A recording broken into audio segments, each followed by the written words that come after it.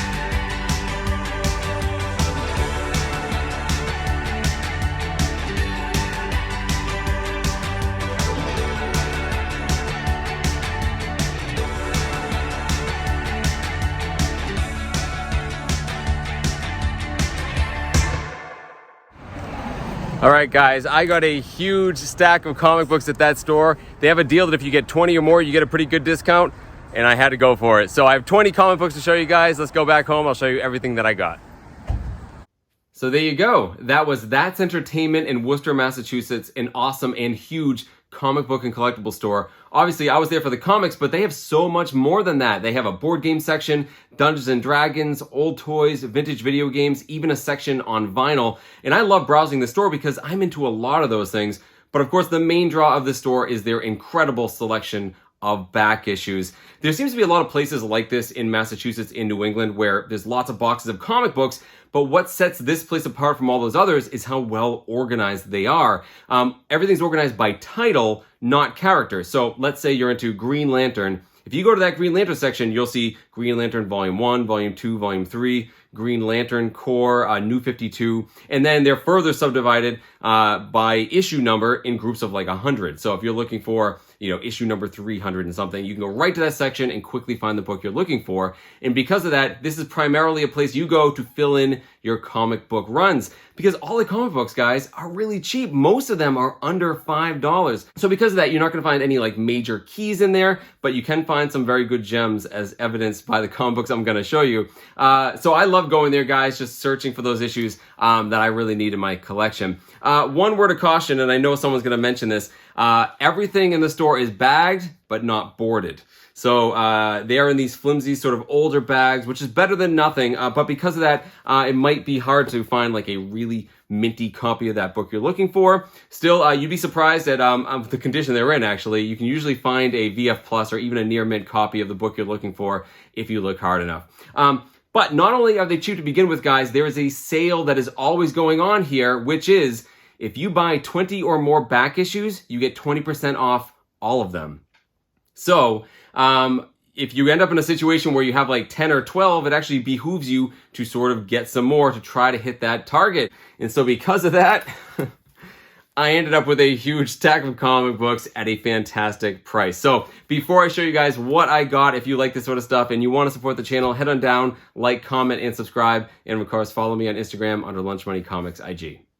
So one of the titles I always love hunting for is Daredevil. Daredevil is one of my favorite characters. I threw on my Daredevil t-shirt right here for you guys.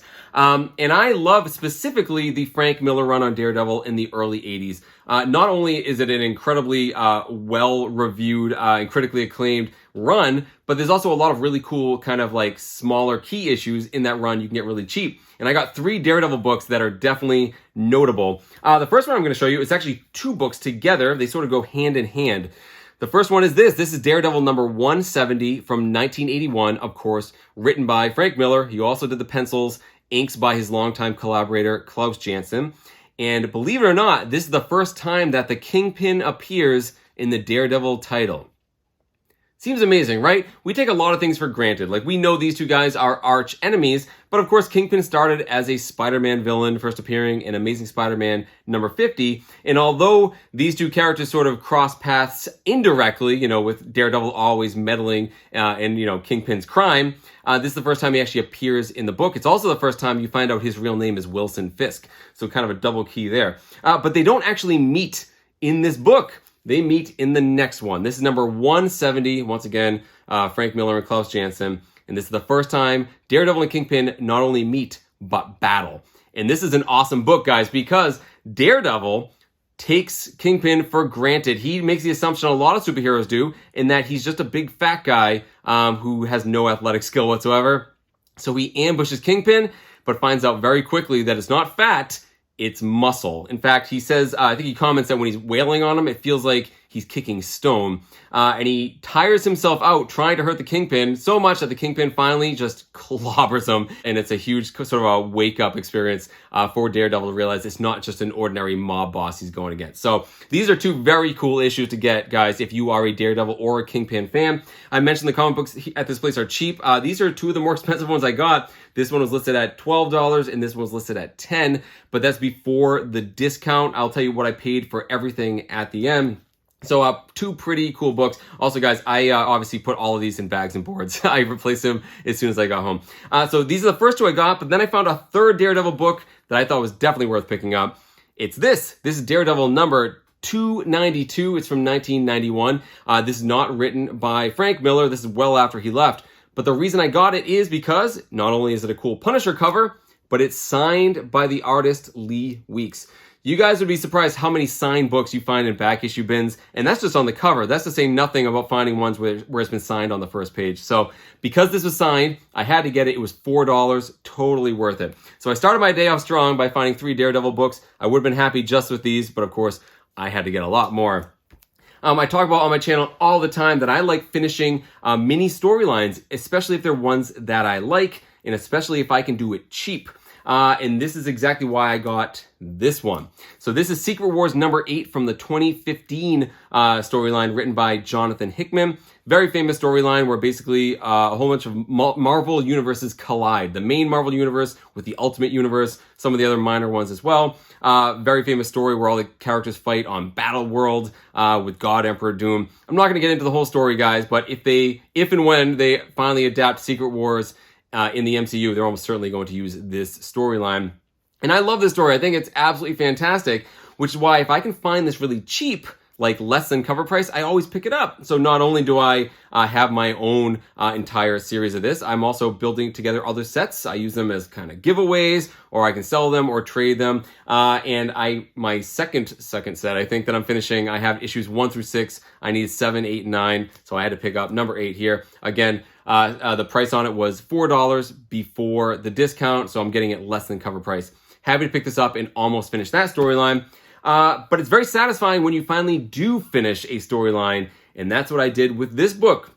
Once again, we have a Daredevil book. This is Secret War, not to be confused with Secret Wars. This is from the 2004 story written by Brian Michael Bendis and art by Gabriel Del Otto.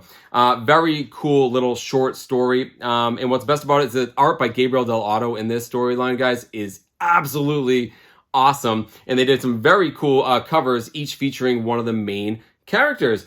So I've been collecting these whenever I can find them at flea markets. And I'll show you right now. I've done pretty good because we have issue number 1 right here with Spider-Man. We have issue number 2 with Wolverine, also the first appearance of the character Quake, which some of you might recognize from the Agents of S.H.I.E.L.D. show. We have Captain America cover, and we have a Black Widow. So I had issues 1 through 4. I was missing the Daredevil one, and I found it for $4. So guys, awesome and very satisfying when you can finish a storyline, especially ones with some great complementary covers like this. So that's why I like finishing these sets. It's kind of cool to have all of these. Definitely the value of the whole set is certainly more than what I paid individually for all of these. So pretty awesome. Next, I love my X-Men books, talk about all the time. And there's a couple of minor characters that I'm always looking for. So this is actually Alpha Flight, one of my favorite sort of X-Men adjacent titles. And this Alpha Flight was written by John Byrne. Did a whole bunch of, not only wrote, but did the art on all of these. And I love John Byrne, one of my favorite artists of all time. So this issue from 1984 is notable because it's the first appearance of Omega Flight. So we have Alpha Flight is the main Canadian superhero team. There's also Beta Flight, and then you have Gamma Flight of sort of like, I guess, like the C tier level characters. So you have the first appearance of Diamond, Lil, Box, and Flashback. But the character I like the most in this storyline is Wild Child, who is sort of a feral, crazy beast, very similar to the other, like, feral mutants that we have in Marvel Comics. But he went on to become a character called Weapon Omega. And the reason I care about that at all is because I always talk about the Marvel trading cards I loved. I love getting those first appearances. And you guessed it, I have Omega, a Weapon Omega right here. Formerly Wild Child, sort of cured of his sort of crazy savagery in his first appearances in this. So I'm doing a fun little contest with some of my friends online about who can get the most first appearances of minor characters from the cards at another point right there. Again, this one was $2.99, so $3 for this one before the discount. Happy for that. So I feel a bit sheepish admitting this next part. I've been saying on my channel pretty much since it began, I'm trying to finish the Chris Claremont X-Men run. And recently I did a video where I got a whole bunch of books I needed and I was down to 7. 7 main books in the series plus a few annuals. But after I filmed that video, I was putting the comic books away and I said, you know what? I should just double check to make sure I'm not missing like a silly issue I didn't know about or I didn't keep my list up to date. So I went through the entire run. And for the most part, I was right. I was only missing those 7 until the very end. And that's because for some reason in my mind, I thought Chris Claremont's last issue was in the 260s It's not. It's number 279. I don't know why I had that in my head that way. But because of that, I was missing several issues right at the tail end. They're all cheap books, you know, they're not really like big expensive ones, but still, I feel pretty bad about it because now I have to find those ones. Luckily, there are places like That's Entertainment where I can go through back issues and find cheap fillers, and that's exactly what I did. The first one I'm going to show you is one I absolutely did know I needed, and it's this. This is X-Men Annual number 9 from 1985, of course written by Claremont, art by Arthur Adams, who also did the cover alongside Walt Simonson. And this is a really cool book, guys, because it takes the X-Men and the New Mutants and brings them to Asgard, where they are sort of like a fish out of water, and they interact with Loki and Hela and the other Asgardian gods in a big plot by Loki to take over the world. You guys know the normal Loki stuff. But it's a very cool comic because of the cover. You have Storm on the cover here holding Stormcaster, which is an Asgardian weapon made by Eitri the Dwarf that they give Storm, and of course this is an homage to Journey into Mystery 83, the first appearance of Thor. So very cool comic book in its own right. Very happy to add this to the run. But here come all the books that I just slipped my mind, guys. I don't even know how this happened. Most of these look so familiar to me. I'm pretty sure I have these somewhere. They're just not in that box. So maybe I have duplicates now. It's okay. Better to be safe than sorry. So we have X-Men number 265. This is the issue before the first appearance of Gambit in 266. You see a de-aged teenage Storm on the cover. Next up, we have the issue after Gambit's first appearance. We have number 267. You see Gambit there on the cover, so that's his second cover appearance, and depending on your definition, his third appearance after number 266 and X-Men Annual number 14. Pretty cool Jim Lee cover featuring the Shadow Queen right there. This was actually the most expensive book that I got. It was listed at $15 before the discount. My guess is that if you can't afford one of those other two first appearances of Gambit, this is your next best choice. However, it's in really, really good shape considering it didn't have a backing board. So happy to add that to the collection. Next up, we have number 271, another Jim Lee cover with Cameron Hodge, the bad guy there in his cyborg form. Yet another Jim Lee cover, no key significance, just cool with Wolverine and Archangel and Cable. And finally, we have number 273. This is sort of the first time Gambit meets a lot of the other members in the team, including Wolverine. So yeah, guys, I'm really happy to once again chip away at my Chris Claremont run. Hopefully I'm not missing any more, but I was happy to get all these really cheap. So initially I got these 12 comic books and I would have been completely happy just getting these.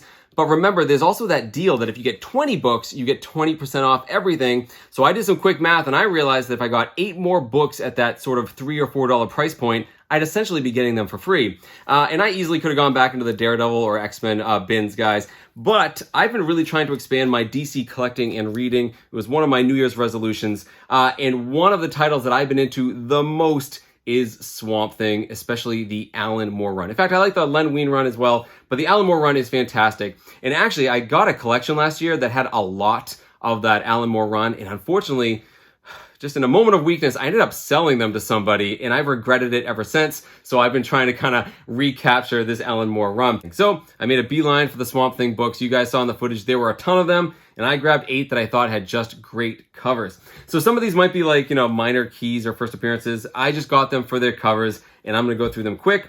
These are all written by Alan Moore. Most of them are also done with his longtime collaborators, Stephen Bissett and John Tottleben. So here, we'll start with this one here. This is number 39. We have number 40, sort of an awesome Halloween-inspired cover. We have number 42. Looks like Swamp Thing's having a very bad day, being set on fire in this one. We have number 43. This is sort of a silly cover where someone is picking a vegetable. It looks like a yam or something off of Swamp Thing. We have a very American, sort of patriotic one here on issue number 44. This is a very cool cover. This is number 46. This is a Crisis on Infinite Earths crossover event. And we have the Swamp Thing, Batman, Hawkman, and the Phantom Stranger, and a dinosaur. Pretty cool. So this one is a key that is worth mentioning. This is number 47, and this is actually the first appearance of the Parliament of Trees. Basically, they are a group of other plant-type creatures that used to be animals or humans that merged with plant matter and became these sort of elemental creatures. And they talk to each other through a hive mind in the other dimension of the green. People who read Swamp Thing know what I'm talking about. So there's lots of really cool and well-drawn and funny-looking swamp creatures in this comic. But there is also an appearance of an uncredited Man-Thing.